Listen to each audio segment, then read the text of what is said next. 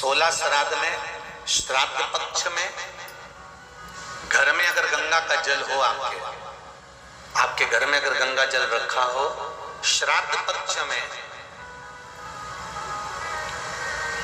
तुलसी के क्यारे के पास में एक छोटी सी कटोरी रखकर घर का कोई भी व्यक्ति, चाहे महिला हो, पुरुष हो, पुत्रवधू हो, बच्चे हों, कोई भी हथेली में गंगा जल लेकर अपने पूर्वजों का स्मरण कर और वो गंगा जल काशी विश्वनाथ के नाम से अपने पूर्वजों का नाम लेकर वो कटोरी में अगर 5 बार या 7 बार छोड़ देता है तो उसके पूर्वजों को पिंडदान और तर्पण की जरूरत नहीं पड़ती, उनको मोक्ष प्राप्त हो जाता है। आपको लगता है कहीं कहीं कि मेरे पितृ मुझ पर क्रोध कर रहे हैं?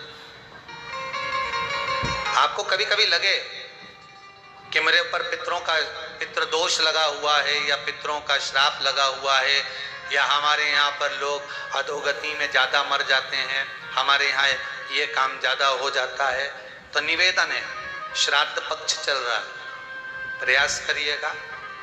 एक चावल की कटोरी में, कटोरी के अंदर थोड़ा सा चावल रख लीजिए कच्चा, उस चावल की कटोरी में एक बेलपत्र, थोड़ी सी दुर्वा बांधकर पानी का मटका, परिंदा या जहां अपना रसोई घर में जल रखते हो, उस कटोरी को वहां पर 2 दिन 3 दिन तक रख दो। वैसे तो 16 दिन रखो ज्यादा अच्छा था, पर जो दिन अपने को मालूम है 2-3 दिन उसको रख दीजिए। घी का दिया लगाइए। 3 दिन के बाद में उस दुर्वा को, उस बेलपत्र को शिव बाबा को ले जाकर समर्पित कर दो। चावल पूरे घर में घुमाने के बाद चिड़िया को या नदी में या किसी जीव को प्रदान कर दीजिए। महाराज, पितृदोष के निवारण का सुंदर तरीका।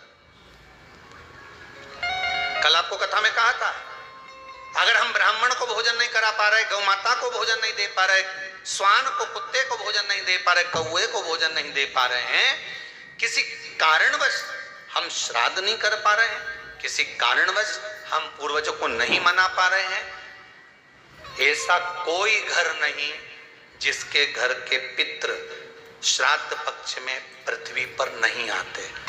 तुम पूछो मत पूछो, तुम्हारे घर के पूर्वज तुम्हारे यहाँ जरूर आते। दरवाजे पर आकर खड़े होते हैं पितृ, दरवाजे पर आकर हमारे घर के पितृ खड़े होते हैं, स्मरण करते हैं कि हमको यहां से कुछ भाग प्राप्त होगा, कुछ मिल जाएगा। श्राद्ध पक्ष में सारा भोजन कोई भी लगाकर ब्राह्मण को जिमाए, उससे मतलब नहीं है, पर श्राद्ध पक्ष में तिथि पर, श्राद्ध में या अन्य तिथि पर, बरसी आदि तिथि पर अगर खीर का पात्र भरा जाए तो घर की बहू, घर की माता, घर की स्त्री, घर में जो ताई चाची जो भी है घर में स्त्री, उस खीर के पात्र को उसको भरना चाहिए। संपूर्ण थाली कोई लगाए और फिर निवेदन करेंगे। श्राद्ध पक्ष में एक बार प्रयोग कर देखिए, जिसके घर में 23 से 24 साल तक भी औलाद नहीं हो, 23 से 24 साल तक भी औलाद पैदा नहीं हुई हो, जिसके घर में संतान ना हुई हो, वो एक प्रयोग जरूर करे। एक प्रयोग जरूर करो कि 23 साल तक भी औलाद ना हुई हो तो श्राद्ध पक्ष में तुम्हारे दादा परदादा किसी का श्राद्ध घर में हो रहा हो, और किसी दादी का श्राद्ध, किसी दादा का श्राद्ध, किसी बुजुर्ग का श्राद्ध तुम्हारे घर में हो रहा हो, तो खीर के बर्तन में खीर तुम भरकर और उस ब्राह्मण को जिसको घर में बुलाया गया है भोजन कराने के लिए, वहां तुम देकर आओ और अगले श्राद्ध तक इंतजार करो। मेरा बाबा वंश की वृद्धि करता ही है, निश्चितता देता है, वंश बढ़ाता है। पितृदोष है, ये आपको कैसे मालूम पड़ेगा?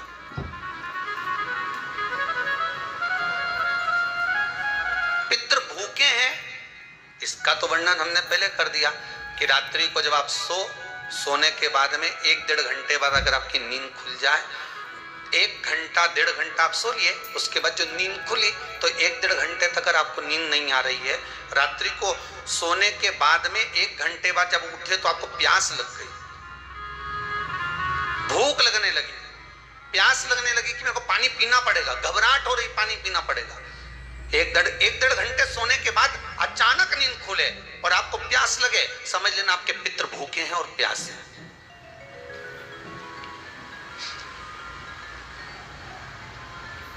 वो भूखे और प्यास है, उनको जल की जरूरत है।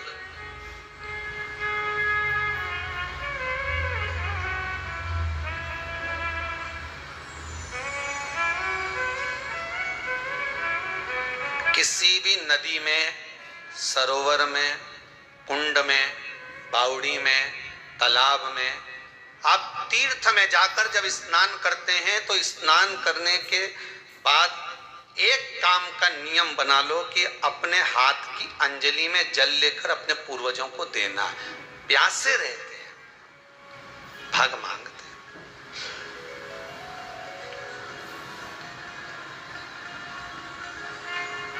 भाग प्राप्त करना। 3 वृक्ष पितरों के तुल्य हैं। नैमिषारण्य की कथा में भी कहा था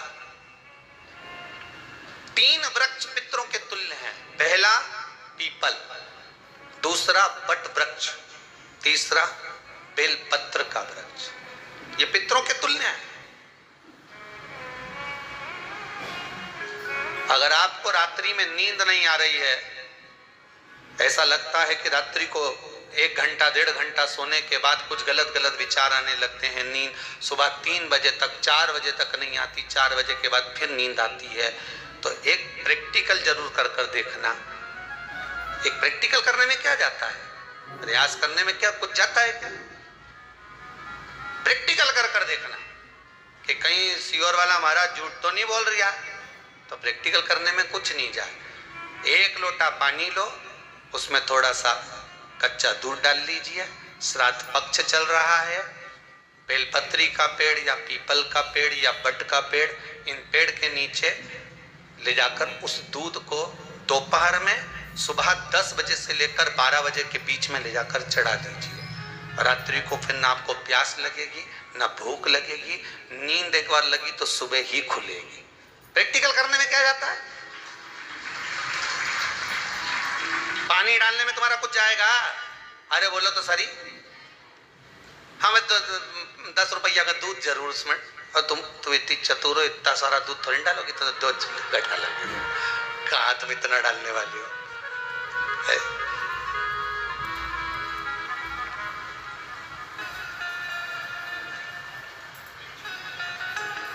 कहा बहुत चतुर लोग हो रहे संसार में हो।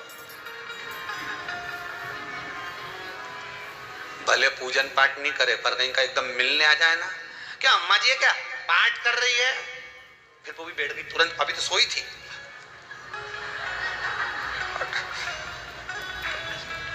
तुरंत क्यों पंडित जी हैं क्या, उनसे थोड़ा सा काम है, अभी माला जप रहे हैं, मालूम पड़े पंडित जी तो आराम से सेव फल खा रहे थे।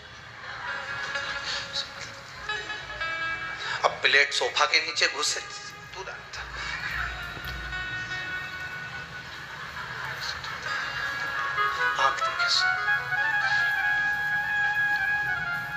प्रैक्टिकल करने में क्या जाता है, कुछ भी नहीं बिगड़ेगा। ये तो बस जल डालोगे तो तुम्हारा ही कुछ अच्छा हो सकता है, बाबा की कृपा है।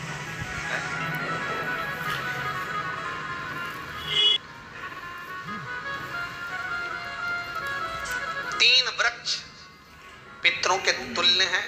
पहला जम के बोलिए पीपल, दूसरा वट वृक्ष, तीसरा बेलपत्री का वृक्ष। पीपल के वृक्ष में 52,000 ब्राह्मण एक साथ निवास करते हैं, इसलिए पितृतुल्य। वट वृक्ष ब्रह्मा जी के मस्तक से बना, इसलिए पितृतुल्य। और बेलपत्री का वृक्ष माता पार्वती जी के अश्रु से बना। जब आंसू गिरे थे माता जगत जननी जगदम्बा पार्वती के, उस समय पर पितृलोक में हलचल उत्पन्न हो गई थी। हमारी नातिन की आंख में आंसू कैसे आ गए? मैनावती की पुत्री है,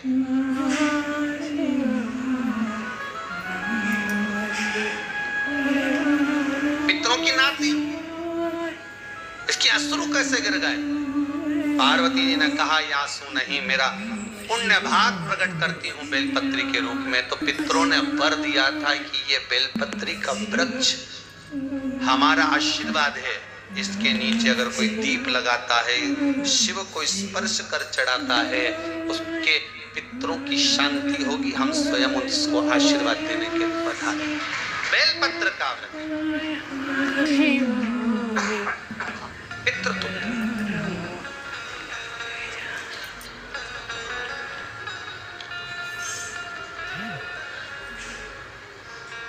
तो रात्रि को अगर भूख लग रही है, प्यास लग रही है, तो पितृदोष।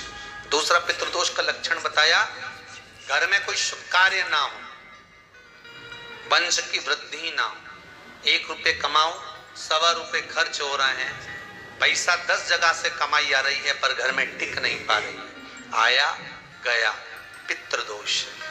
जरा सी कटोरी पड़ी है, उसके पीछे विवाद चालू हो जाए, पानी ढुल गया, उसके पीछे विवाद हो जाए, या छोटी छोटी बात में घर में क्लेश मचा हुआ है, पितृदोष है। समझ लो हमारे पूर्वज हमसे खुश नहीं, प्रसन्न नहीं। कोई कहता है गुरुजी श्राद्ध बड़े बेटे को करना चाहिए कि छोटे को करना चाहिए? शिव महापुराण की कथा कहती है, अगर जायदाद का पूरा हिस्सा बड़े ने लिया हो